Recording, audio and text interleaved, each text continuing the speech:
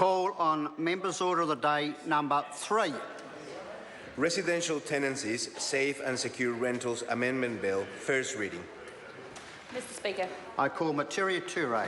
Tēnā koe, Mr Speaker. I move that the Residential Tenancies, Safe and Secure Rentals Amendment Bill be now read a first time, and I nominate the Social Services Committee to consider the bill.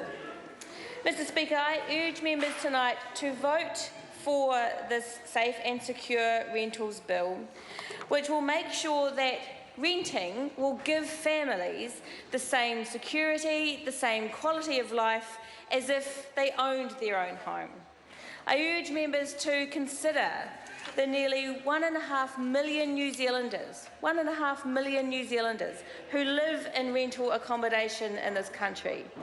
That includes over 400,000 children who live in rental accommodation in this country, and their need, their right for a safe and secure home in which they can grow and thrive. Renting should not be a second-class option, but it is. Renting should not be a driver of respiratory illness in children, but it is. Renting should be secure, stable and affordable housing option for families, sir, if only it was.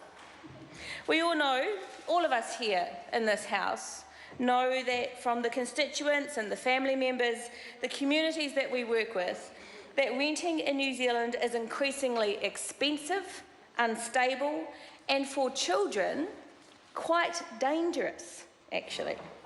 We also know that the vast majority of landlords care for their properties well, and they want their tenants to live well and healthily in the homes that they own.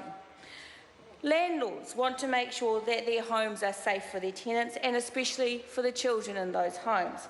So this bill works with the desires of both landlords to have good homes, long-term tenancies and stability for their tenants, and the desires of tenants to be able to have stability and security in their homes so that they can take care of their children over the long term.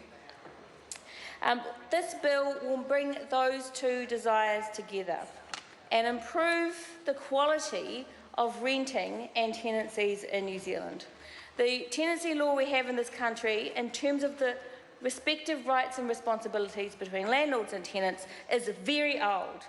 There has been some changes around the edges, but in large part the legislation has remained the same for quite a few decades now. It is now time for us to modernise the law to make sure that it meets the needs of 21st century New Zealand families who are increasingly having to rent for longer and more expensive and difficult circumstances.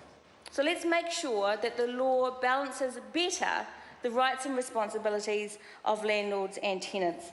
And so this bill will benefit over 450,000 households in this country.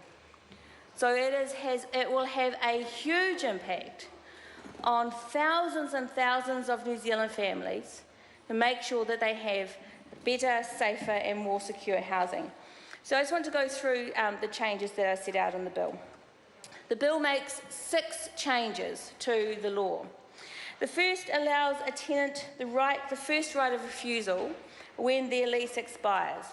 The point of this is to allow tenants to continue to live and reside in the community where they have put down roots, the community that they love.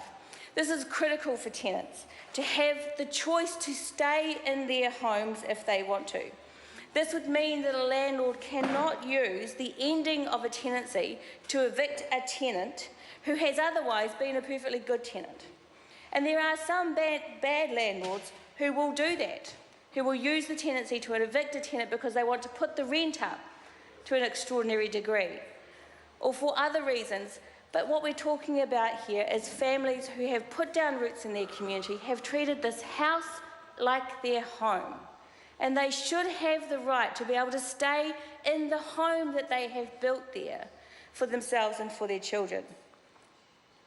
The second change this bill makes is it requires landlords to write into the tenancy agreement the calculation that the landlords will use to increase the rent. The bill does not prescribe what that calculation is. It simply requires the calculation to be in the tenancy agreement. And the reason for this is to make sure that everyone, tenant and landlord, knows exactly how much the rent is going to go up by. So they can, particularly for tenants, this is critical, that they can plan for future expenses. At the moment, it is tenants can go into a tenancy with absolutely no idea how much their home is going to cost them in the next 6 months, in the next 12 months. And that is simply unfeasible for families who are increasingly living on tighter and tighter budgets and struggling to be able to pay the basic bills. So at least with this law change, tenants are able to calculate future rent rises and to financially plan for those future rent rises.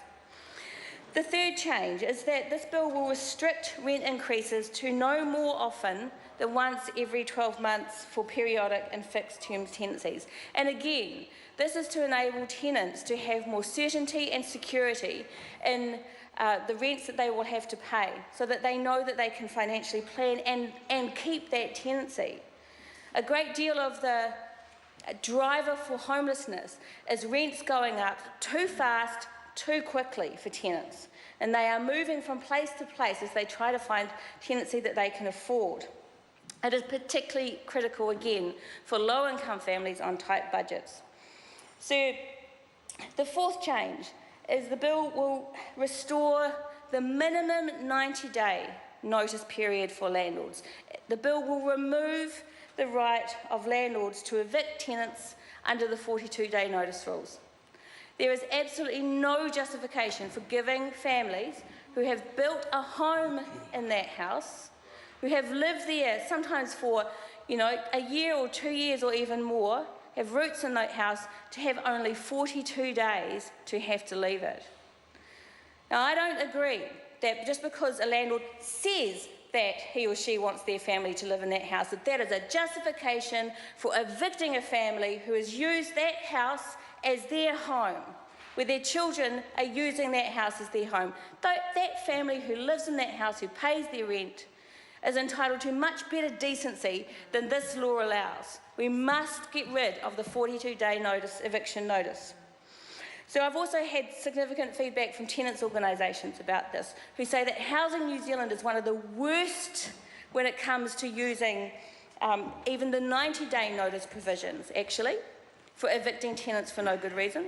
And so, if this bill gets through to Select Committee tonight, we would want to look at means by which tenants can appeal the decision to use a 90-day notice to evict. These are people's homes where they have their children. They need to have more stability and security than this bill provides. The fifth change that this bill will make is it removes the obligation on tenants to have to pay leasing fees to rental agencies. Now, leasing fees are just a rort. There is no justification for why tenants should have to pay